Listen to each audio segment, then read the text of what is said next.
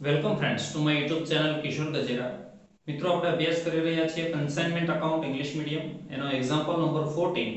હવેથી જેટલા સમ આવશે એ બધા જ ઇનવોઇસ પ્રાઇસ વાળા આવશે. જે આપણે 12 અને 13 જોયા એ શોર્ટ સમ હતા. હવે અહીંયા તમારે મોટા જે 1 થી 11 છે એટલી એન્ટ્રી તો આવશે જ, પરંતુ બે એન્ટ્રી માત્ર વધારાની આવશે.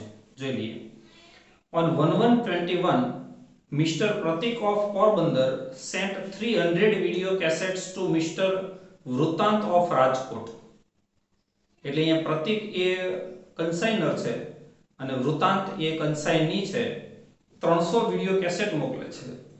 Invoice price of which was 150 and cost price of which was 120 per cassette. અહીંયા તમને ઇનવોઇસ પ્રાઇસ અને કોસ્ટ પ્રાઇસ આપી દીધેલી છે, એટલે અહીંયા તમારે શોધવાની નથી. એનો ડિફરન્સ સીધો તમને મળી જાય 30 રૂપીસ. તો આપણે જેમ વાત કરી એમ કન્સાઇનમેન્ટની ડેબિટ સાઇડ, આની અંદર તમને માત્ર કન્સાઇનમેન્ટ એકાઉન્ટ બનાવવું એવું કીધું છે, એટલે આપણે બીજા બે એકાઉન્ટ બનાવતા નથી. કન્સાઇનમેન્ટની ડેબિટ સાઇડ લખાય two goods sent on consignment account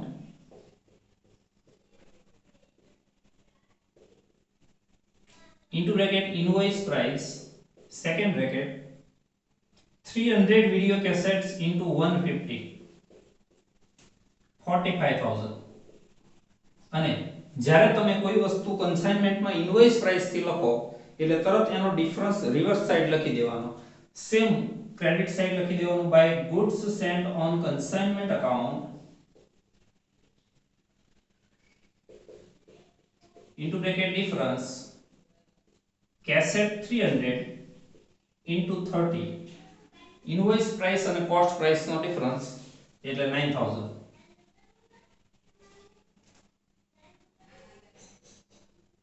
While sending goods, Mr. Pratik paid 30 for insurance premium, 240 for freight and 60 for carriage. આ પ્રતિક આટલો એક્સપેન્સીસ કરે છે. પ્રતિક એ કન્સાઇનર છે, બાકી કોઈ એન્ટ્રીમાં કોઈ ફરક પડશે નહીં. તો કન્સાઇનમેન્ટ ટુ બેંક એ લખાશે ટુ બેંક અકાઉન્ટ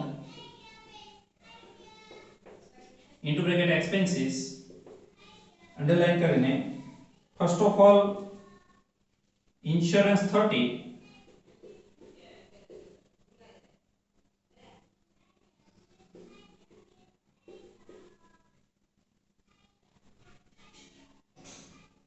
freight 240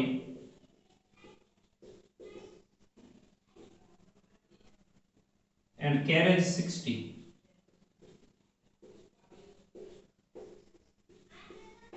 330. આની માત્ર એક જ entry.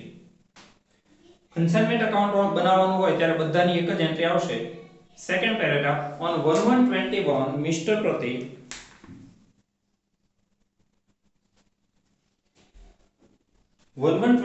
Mr. Pratik drew a bill on Mr. Vrutant for 6,000 for 3 months.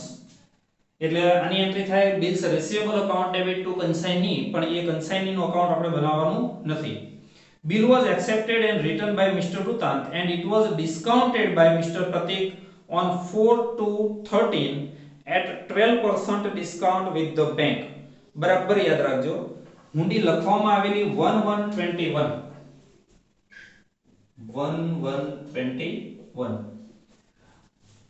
એનો ટાઈમ પીરિયડ છે 3 મંથ.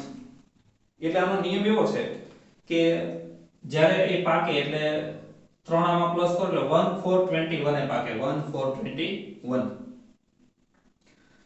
તો 1421 એ ઊંડી પાકે એટલે તમને 1421 એ પૈસા મળવાના હોય, પણ નિયમ એવું કહે છે કે એને 3 છૂટના દિવસ આપવાના. તમારે કોઈ પાસે પૈસા લેવાના હોય, એની તારીખ 1/4 હોય, તો એમ તમે ન કહી શકો કે આજને આજે જ મારે પૈસા જોઈએ. એને વ્યવસ્થા કરવા માટે 3 છૂટના દિવસ આપવા પડે. તો જો આ એકમાં 3 દિવસ અને એક મહિનામાં 3 મહિના એમ ઉમેરો તો ટોટલ થાય 4/4/21. ખરેખર ઊંડી પાકવાની મુદત કહેવાય 4/4/21 અને એની ડિસ્કાઉન્ટેડ ડેટ છે 4/2/13. સોરી 4/2/21. 4/2/21 એટલે આ તારીખથી આ તારીખ વચ્ચેનો જેટલો ડિસ્કાઉન્ટ થાય એટલો બેંક કાપી લેશે. ફરી વખત સમજો, ઊંડી લખવામાં આવે છે 1/1/21 અને 3 છૂટના દિવસ ને 3 મહિનાની ઊંડી એટલે એક દિવસમાં 3 દિવસ ઉમેરો એટલે 4 તારીખ આવે, એક મહિનામાં 3 મહિના ઉમેરો એટલે ચોથો મહિનો આવે, એટલે ચોથા મહિનાની 4 તારીખે ઊંડી પાકવાની હતી એ ઊંડી એને બીજા મહિનાની 4 તારીખે વટાવી, તો ઊંડી પાકતા પહેલા કેટલો સમય વટાવી તો કે 2 મંથ, તો 2 મહિનાનો ડિસ્કાઉન્ટ વટાવ એ બેંક લેશે, તો કન્સાઇનમેન્ટની ડેબિટ સાઇડ લખાય 2 bills receivable account into bracket discount second bracket 6000 into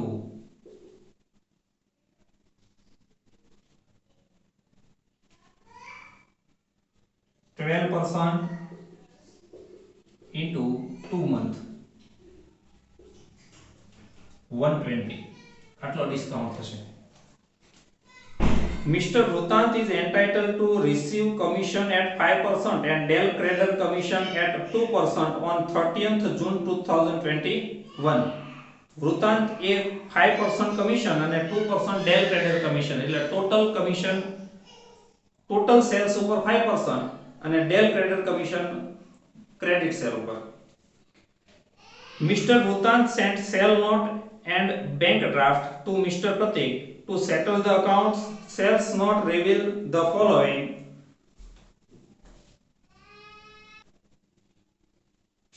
Number 1, Rutant had paid 150 for carriage, 450 for octroi and 504 for advertisement. Rutant A consignee છે, consignee expenses કરે એટલે consignment to consignee એટલે વૃતાંત ની credit side જાય એને અહીંયા લખાય તો વૃતાંત અકાઉન્ટ into bracket expenses એમાં અંડરલાઈન કરીને carriage 150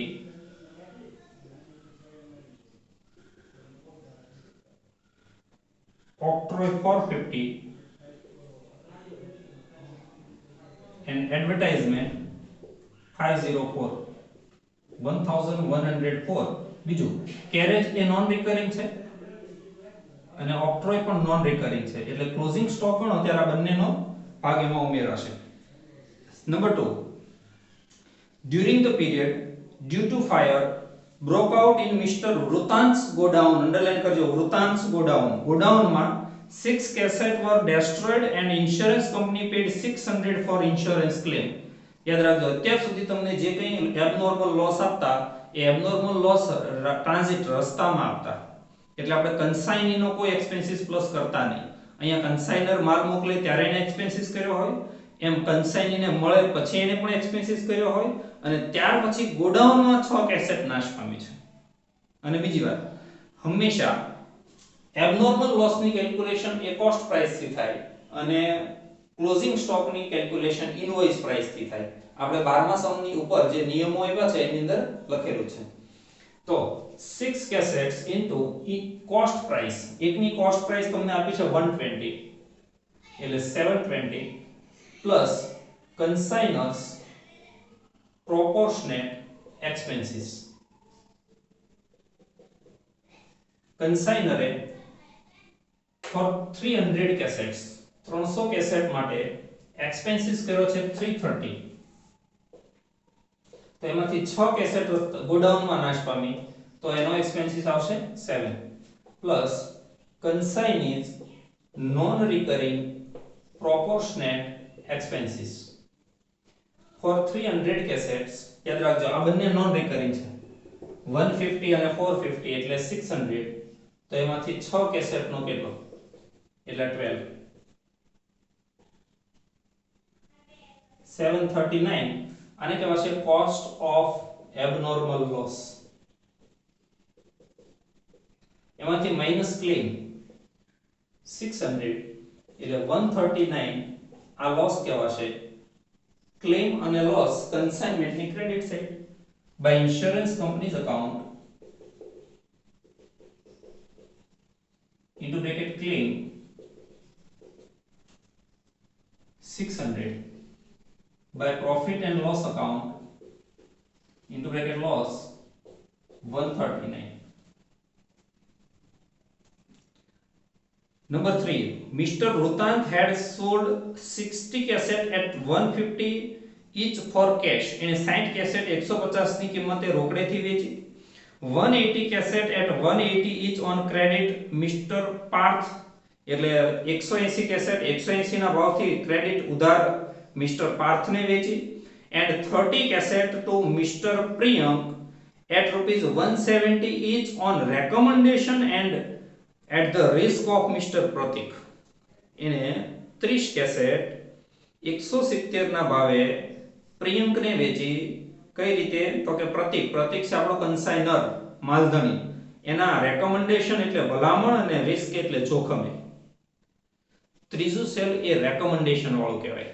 અહીંયા કન્સાઇનર એ કન્સાઇનીને એવી જાણ કરશે કે તો પ્રિયંકને આ ક્રેડિટ સેલ કર અને એને જો એની જો બેડ ડેટ પડે તો એ હું ભોગવીશ, એટલે એના ઉપર મારી જવાબદારી છે.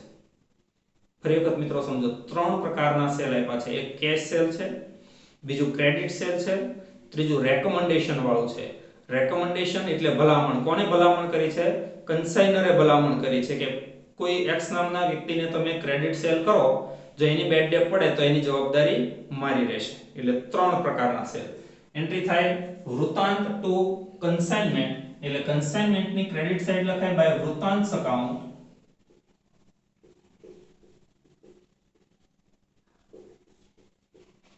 અંડરલાઈન કરીને cache into bracket 60 into 150 credit into bracket 180 into 180 and recommendation 30 into 170. આ 3 પ્રકારના છે. પેલું 9000, 32,400 and 5,100, total 46,500. આ 3 સેલ કહેવાશે. હવે જો કમિશનની વાત હોય તો આના ઉપર 5% ટોટલ સેલ ઉપર અને આ ક્રેડિટ સેલ ઉપર 2%. અત્યાર સુધી તમને જેટલું ટોટલ સેલ આપતા એટલું જ ક્રેડિટ સેલ આપતા. અહીંયા તમને ક્રેડિટ અલગ આપ્યું છે, ટોટલ અલગ આપ્યું છે. તો ફરી વખત યાદ રાખજો, ટોટલ સેલ ઉપર જનરલ કમિશન જે 5% કીધું છે અને ક્રેડિટ સેલ ઉપર 2% જે ક્રેડિટ સેલ ઉપર છે. તો કન્સાઇનમેન્ટની ડેબિટ સાઇડ લખાય to Vrutant account into bracket commission underline કરીને જનરલ 46,500 ના 5%, સેકન્ડ ડેલ ક્રેડર 32,400 ના 2%, ઓન્લી ક્રેડિટ સેલ. એટલે 5% વાળું થશે 2,325 648 2,973. અને બીજી એન્ટ્રી છે વૃતાંતની ક્રેડિટ સાઇડ જે આપણે બનાવવાનું નથી. Number 4, Mr Parth failed to pay 600. Parth કોણ હતો? તો કે જેને ક્રેડિટ સેલ કરવામાં આવેલું તે. એના ઉપર કન્સાઇનીને ડેલ ક્રેડર કમિશન મળી ગયું. હવે જો આના ઉપર બેડ ડેટ પડે તો કન્સાઇની ભોગવે, એટલે કન્સાઇનરના ચોપડે એની કોઈ એન્ટ્રી આવશે નહીં. એટલું યાદ રાખવાનું, જેના ઉપર ડેલ ક્રેડર કમિશન આપીએ છીએ એના ઉપર જો બેડ ડેટ પડે તો એની કોઈ એન્ટ્રી નહીં. તમને ઉપર કીધું છે કે પાર્થને ક્રેડિટ સેલ કરવામાં આવ્યું, પરંતુ હવે સમજો. Mister Priyank was declared insolvent. Priyank કોણ હતો? કે જેને રેકમેન્ડેશન થી વેચાણ કરેલું, જેની જવાબદારી કન્સાઇનરે લીધી હતી. એના ઉપર કોઈ ડેલ ક્રેડર કમિશન આપણે નથી આપ્યું. જો dividend of 50 paise per in a rupee had been recovered from Mr. Priyank. Priyank પાસેથી રૂપિયા 50 પૈસા ડિવિડન્ડ મળ્યું. એટલે પ્રિયંકને 5,100 નું સેલ કરેલું, એમાંથી 50 પૈસા મળ્યા, એટલે બાકીના 50 પૈસા એટલા બેડ ડેપ્ટ કહેવાય. એની એન્ટ્રી થાય. પહેલી વખત આવે છે, બરાબર સમજો. Consignment two કન્સાઇની. કન્સાઇની નામ છે વૃતાંત, એટલે કન્સાઇનમેન્ટ ટુ વૃતાંત. એટલે અહીંયા ડેબિટ સાઇડ લખાય to Vrutant account into bracket bad debt second bracket 5100 into 0.5 અથવા 50% એવું પણ કહી શકાય, એટલે બેડ ડેપ્થ થશે 2550. અને જો આપણે વૃતાંતનું અકાઉન્ટ બનાવતા હો તો એની ક્રેડિટ સાઈડ ફરી એક વખત સમજી લો. ક્રેડિટ સેલ ઉપર ડેલ ક્રેડિટર કમિશન આપવાનું, એટલે એના ઉપર કોઈ બેડ ડેપ્થ પડે તો કોઈ એન્ટ્રી નહીં. પણ આ રેકમેન્ડેશન ઉપર, આ રેકમેન્ડેશન એ પણ ક્રેડિટ સેલ જ કહેવાય એક પ્રકારનું, પણ આની જવાબદારી કન્સાઇનરની હોય છે. આના ઉપર કોઈ ડેલ ક્રેડિટર કમિશન નહીં આપવાનું, પણ એના ઉપર બેડ ડેપ્થ પડે તો એની એન્ટ્રી અપાય, કારણ કે આની જવાબદારી કન્સાઇનરે લીધેલી છે. Prepare consignment account in the books of mister પ્રતીક. માત્ર કન્સાઇનમેન્ટ અકાઉન્ટ બનાવવાનું કીધું હતું એટલે આપણે કન્સાઇનમેન્ટ અકાઉન્ટ બનાવ્યું છે. હવે ક્લોઝિંગ સ્ટોક ની કેલ્ક્યુલેશન કરીએ. તો કેલ્ક્યુલેશન ઓફ ક્લોઝિંગ સ્ટોક, હવે યાદ રાખજો ઇનવોઇસ પ્રાઇસ થી આ કેલ્ક્યુલેશન થાય. First of all sending goods 300,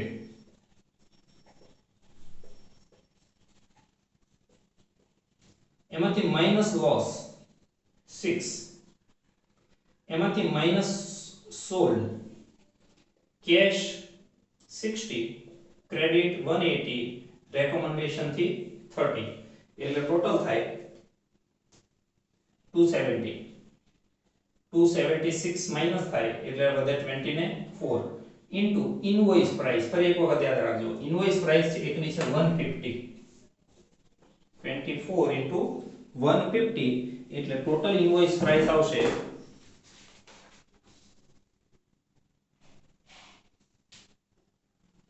3600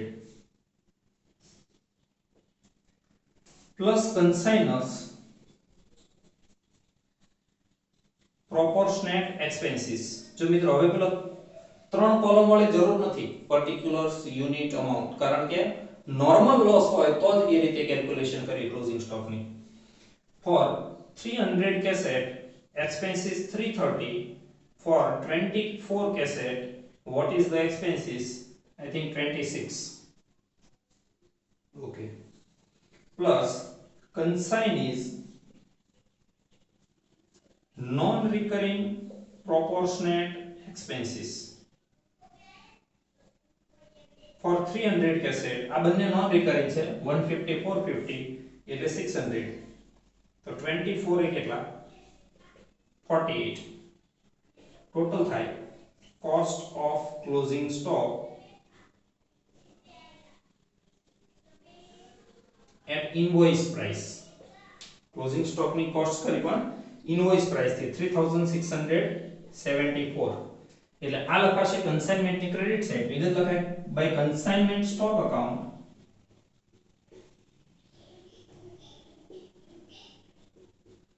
into bracket invoice price 3674 amount. બીજી એક વાત યાદ રાખવાની, કોઈ પણ વસ્તુ તમે ઇનવોઇસ પ્રાઇસ થી લખો એટલે એનો ડિફરન્સ રિવર્સ સાઈડ લખી દેવાનો. જેમાં ગુડ્સ એન્ડ ટુ કન્સાઇનમેન્ટ લખ્યું હતું એનો ડિફરન્સ રિવર્સ સાઈડ લખ્યો હતો, એમાં ક્લોઝિંગ સ્ટોક લખ્યો છે એનો ડિફરન્સ પણ ડેબિટ સાઈડ લખી દેવાનો. એટલે અહીંયા પણ વિગત same, to consignment stock account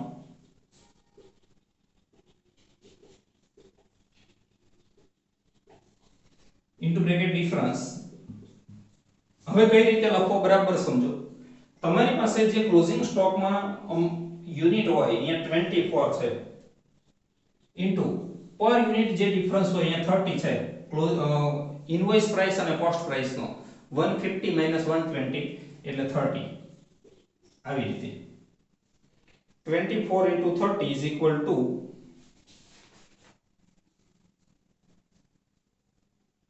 720. બસ હવે કન્સાઇનમેન્ટ નું જો ટોટલ કરીએ 59930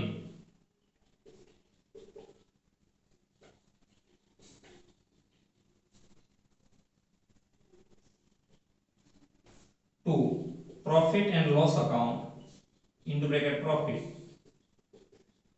અને ડિફરન્સ છે 7116. કદાચ આની અંદર વૃતાંતનું અકાઉન્ટ પણ બનાવવાનું કીધું હોત તો જે અહીંયા લખ્યું છે વૃતાંત અકાઉન્ટ એ બધાની એન્ટ્રી વૃતાંતની ક્રેડિટ સાઈડ છે. Thank you very much friends.